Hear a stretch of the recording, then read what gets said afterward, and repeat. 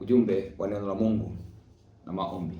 Leo ni Jumamosi ya tarehe 18 ya mwezi wa 10 mwaka wa 2025.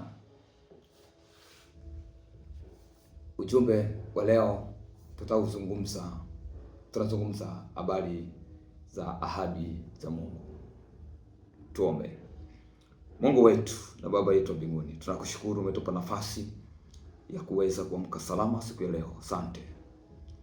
Umetuamsha salama mimi na msikilizaji wangu huyu. Tunakuomba Roho wako Mtakatifu mwachilie aweze kutufundisha katika jina la Yesu Kristo. Amen. Ndugu msikilizaji, leo siku ya Jumamosi, nataka tuzungumze kuhusu ahadi za Mungu. Tujifunze kidogo kuhusu ahadi za Mungu. Najua sisi wasomaji wa Biblia na tunaomwamini Mungu tunaelewa ahadi za Mungu. Ukisoma Biblia unajua kabisa hii ni ahadi ya Mungu kwangu. Kuna jambo unalisikia linamhusu Mungu, unajua kabisa hii ni ahadi ya Mungu kwenye maisha yangu. Sasa leo nataka nizungumze kuhusu ahadi za Mungu. Na Biblia ukisoma kwa asilimia kubwa, maandiko ya Biblia ni ahadi za Mungu kwa maisha yetu. Ni ahadi za Mungu kwa maisha yako. Zipo nyingi. Ahadi ya uponyaji, kuinuliwa, kufunguliwa, kushinda, baraka na kadhalika. Leo nataka nizungumze mambo mawili tu leo yanayotusaidia ahadi za Mungu kutimia kwenye maisha yetu. Mambo mawili tu leo. Jambo la kwanza, ujifunze kuwa mvumilivu kwa hizo ahadi za Mungu. Ujifunze kuwa mvumilivu kwa hizo ahadi za Mungu. Jambo la pili, ni lazima ujawe na matumaini au tumaini katika hizo ahadi za Mungu kwako. Ni lazima ujawe na tumaini katika hizo ahadi za Mungu kwako. Tusome andiko la Biblia. Kitabu cha waraka kwa Ibrania sura ya 6 mstari wa 15 hadi ule mstari wa 20. Mstari wa 15. Neno la Mungu linasema, na hivyo kwa kuvumilia akaipata ile ahadi.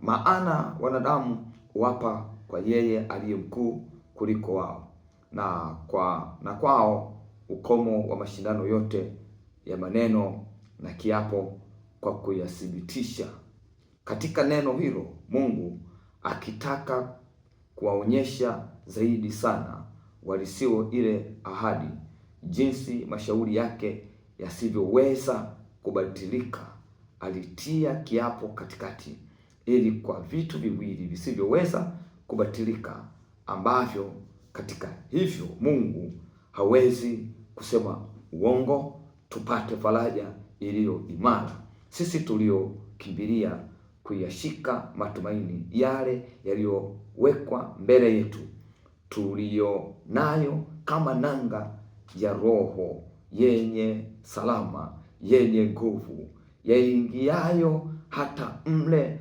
alimo ndani ya pazia, alimoingia Yesu kwa ajili yetu. Mtangulizi wetu amekuwa kuhani mkuu hata milele, kwa mfano wa Melkizedeki. Mungu alibariki neno lake.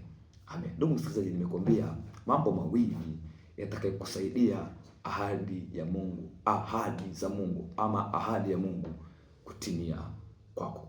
Hapa anapozungumza, mimi najua kabisa na naamini kabisa kwamba wewe kuna ahadi ya Mungu unatembea nayo, unaishi nayo. Sasa sikiliza, mambo mawili haya yatakayokusaidia. Mambo mawili yatakayokusaidia ndio haya nimekuambia. Yako mengi lakini nakwambia mawili. Ujifunze kuwa mvumilivu kwa hizo ahadi za Mungu. Kwa hiyo ahadi ya Mungu, usitange, usikimbie, usiwe na wasiwasi juu ya Mungu wako. Usiwe na wasiwasi juu ya neno la Mungu linaposema na wewe. Usiwe na wasiwasi. Kaa kwenye neno.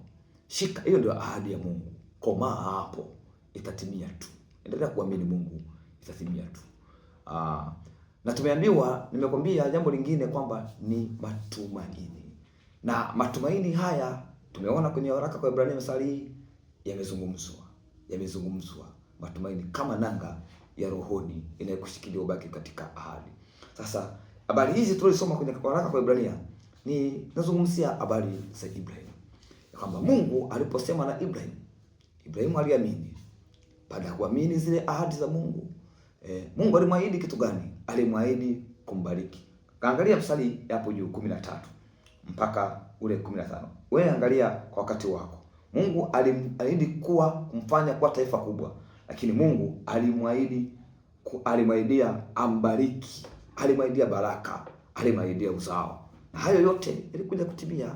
Ibrahim ni taifa kubwa, Ibrahim mbarikiwa, Ibrahim alipata uzao, lakini alipata kwa namna gani?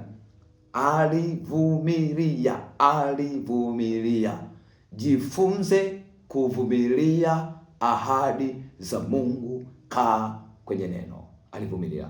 Lakini jambo lingine ambalo lilisababisha Ibrahim ahadi ikatimia, akawa baba wa mataifa, akawa mbarikiwa, akapata uzao, akawa mtu mkubwa, aliweka matumaini mengi, alijawa na tumaini kwa Mungu katika hizo ahadi. Na wewe, nasema na wewe msikilizaji, vumilia, ujawe na matumaini mengi katika hizo ahadi za Mungu, ambalo hayo matumaini, hilo tumaini ambalo limezungumzwa hapa. Angalia mstari wa 19. Anasema mstari wa 19 ndio tulionayo kama nanga ya rohoni. Naanza mstari wa 18 utaelewa vizuri. Ili kwa vitu viwili visivyoweza kubatilika, ambavyo katika hivyo Mungu hawezi kusema uongo, tupate faraja iliyo imara, sisi tuliokimbilia kuyashika matumaini yale yawekayo mbele yetu katika ahadi. Kuna matumaini. Ujawe na tumaini kwa Mungu. Mungu hawezi kusema uongo, Mungu hawezi kudanganya. Alilolisema kwa neno lake juu yako linatimia.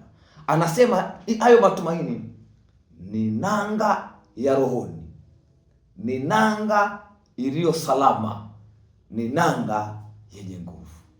Mara pengine, ndugu msikilizaji, vitu vingine ndugu msikilizaji ambavyo vimeweka matumaini si salama, havina nguvu.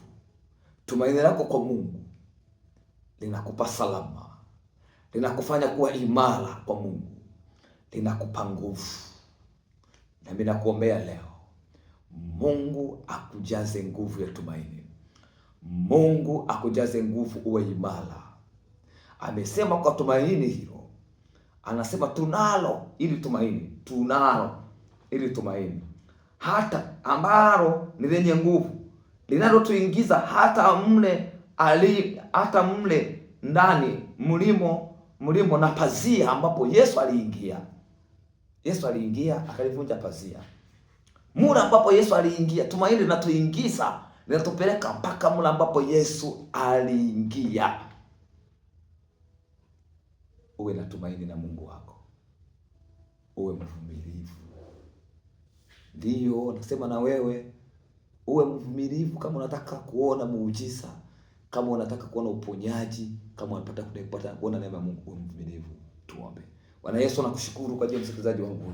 Namuombea siku ya leo Jumamosi, anapojiandaa na ibada kesho. Mungu, nakuomba ukaachilie nguvu ya tumaini, ukaachilie nguvu ya uvumilivu, avumilie, akungojee wewe. Mungu akubariki, uwe na Jumamosi njema. Amen. Uwe mvumilivu.